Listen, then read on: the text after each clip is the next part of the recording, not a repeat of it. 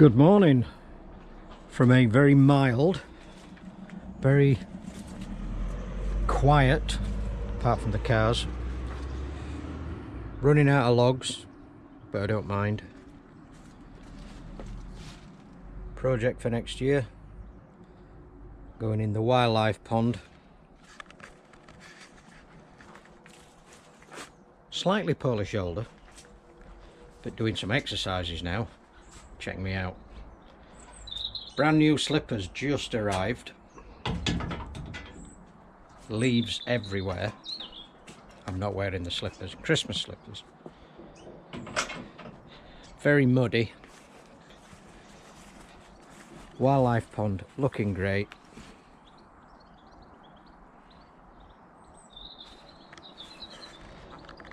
Quite grey. Not raining. Peterborough. Let's see what we got today. Painting figures. One thing that I wanted to ask was the amount of times we buy equipment. There's certificates, there's manuals, handbooks, guarantees, and we just maybe like children at Christmas, we just dive straight in the box, get out the toy, and either you play with the box or you play with the toy. Everything else gets thrown all over the place. Where do you keep your manuals for reference? There. All my manuals, going back years, for my pumps, filters, even stuff I don't even own anymore. But I just feel it necessary to keep it. So where do you keep your manuals? What have you got for quick reference? Next, I'll follow you.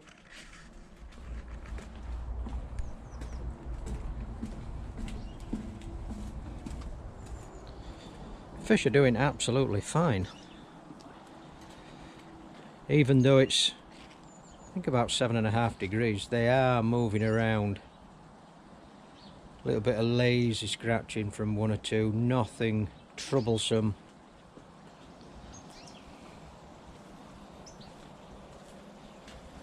Look at this.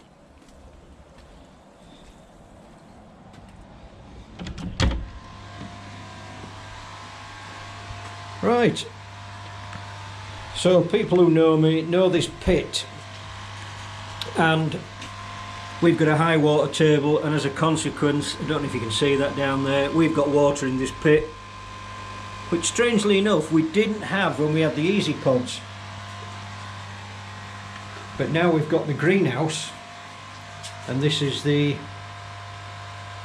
be the second winter. I don't think we had it last year. No, this is the first winter, and yes, we've got groundwater. So straight away I thought, it's smelling in the greenhouse, you haven't got smell-o-vision, so you're pretty lucky. So I'll get a pump in, easy job, pump it out. No,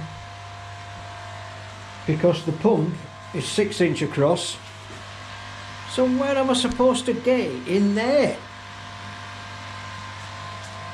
So as ever, you come up with a plan, and you chop a piece of concrete out, and then you drop the pump in the bottom.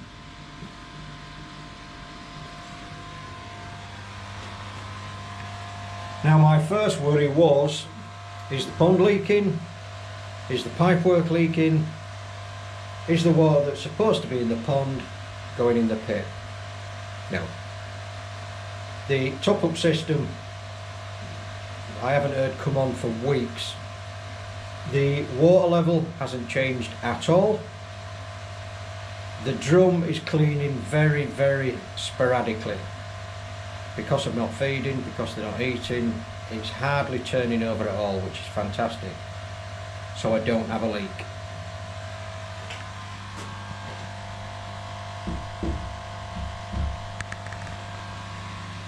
So in the meantime, I'm just coming in every day, switch the pump on. It probably runs for about 90 seconds and it's gone. The water's gone. But this could be something that I've got to have in place all the time now. So I might have to fit a some kind of collar or ring to my waist, maybe a saddle that sits across here. I'll put the flexible pipe in and basically just leave that in there forever and let that drain when necessary. There's no float switch on it, but I don't get sufficient water in there to prompt a float switch, so it's just a case of I'll add it to my very minimal maintenance task. Let's have a walk down the garden. So here we are down the bottom end of the garden. Around the edge is very soft. It's completely boggy, to be honest. That's where my power is coming from.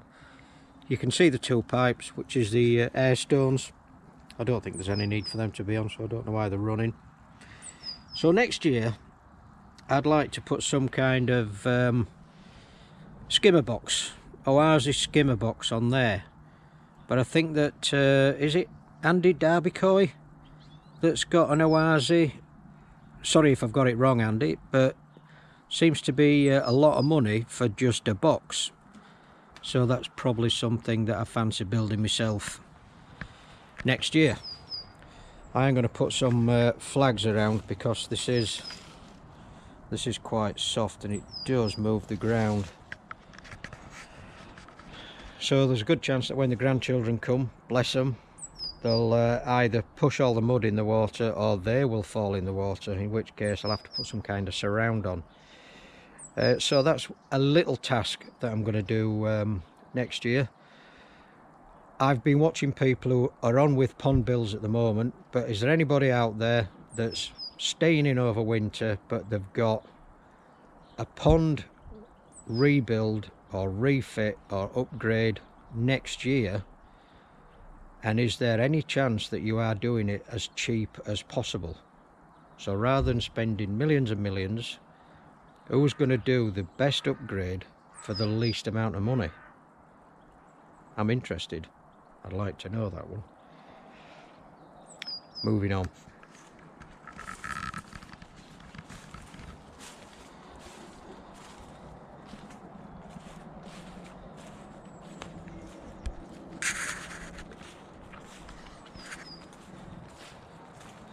As you can see, ours has been finished for quite some time.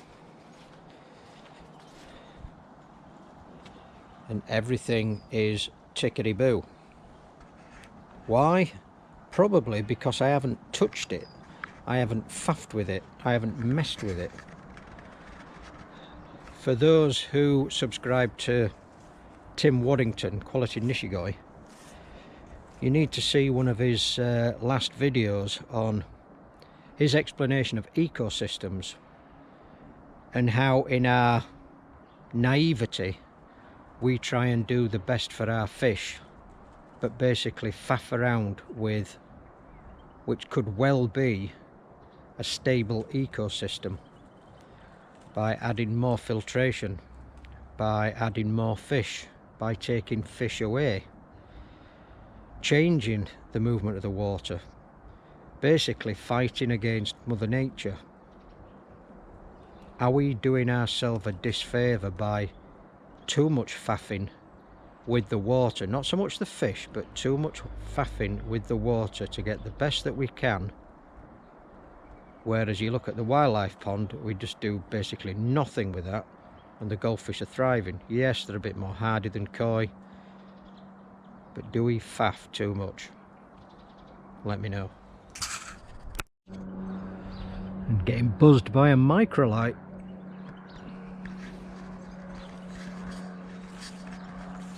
Just been to Wicks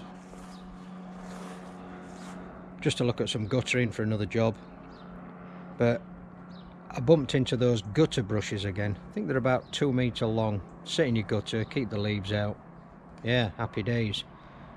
I do believe that Devon Koi Pond uses them in his filter, but has anybody else considered using gutter brushes? My apologies if you already use them and it's been discussed before, but it was just one of them, oh, look at this, I wonder if anybody else uses gutter brushes. I think I've got a picture, I'll let you know.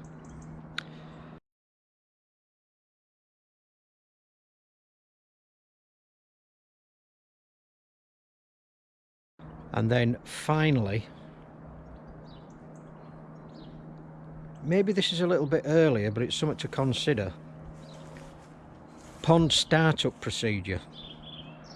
When we shut our ponds down, we turn filters off, we put covers on, turn electric down or off, water supplies get rediverted, heaters go on.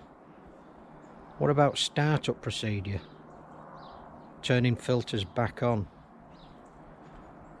Bacteria gel. What is going to be, you don't have to tell me right away, might be a secret, but consider what your startup procedure will be next year, especially to those that have just started up with ponds. Do you just turn everything back on? Do you turn it on in stages? Do you put the bacteria gel in stages? What do you think? Let me know.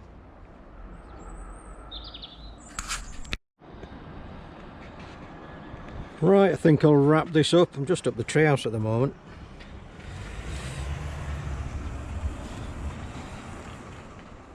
Leaves and twigs everywhere. Leaves all over me original pond covers. Wish they were pound notes. So 10 in 10s. I hope you enjoyed the last trio of Canadian 10 in 10s. Chris Stubbins, Cinderfella, just cracks me up every time. Ken Richards, brilliant. 51 years of koi experience, good gracious. Give him a follow, My Koi Obsession. And of course Sydney, Koi Run. Keep them legs lubricated, mate. And we shall see what you've got planned for next year when you've got rid of your -30 and -40. Ooh. In the meantime, if anybody else wants from anywhere, don't even matter if it's around the corner, but if you're cold, you're stuck inside, you're bored and you want to do a WhatsApp 10 in 10, just send me an email. You know the email address by now, or I'll put it in the comments. But it's something different, something to hopefully enjoy when everybody's stuck inside and it's miserable. So yeah, 10 in 10 if anybody wants one. In the meantime, from myself and Kat, thank you so much for the support that you've given us over the past year. Have a Merry Christmas, have a safe New Year. 2 jabs, 1 booster, 1 flu jab, pick an arm, choice is yours, all free. God bless the NHS and goodbye.